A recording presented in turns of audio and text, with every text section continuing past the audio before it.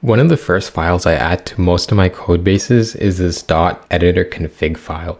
And this .editorconfig file basically tells my text editor and IDEs how to automatically clean up my code. So for instance, if you don't like to have redundant spaces after your lines of code, you can tell the editorconfig file to trim trailing white spaces in all your files. Or if you want the indents on your JavaScript files to be made up of 2 spaces, you can tell the editorconfig just that. Or if you want 4 spaces or just plain tabs, that's possible too.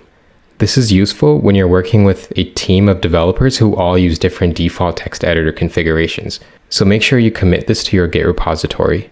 It basically helps maintain consistent code. This editor config file is supported by pretty much every popular text editor and IDE. So if you use Visual Studio Code, Atom, Eclipse, or Sublime, just download the editor config plugin or extension. And if you use IntelliJ or Visual Studio, it just works without any extensions.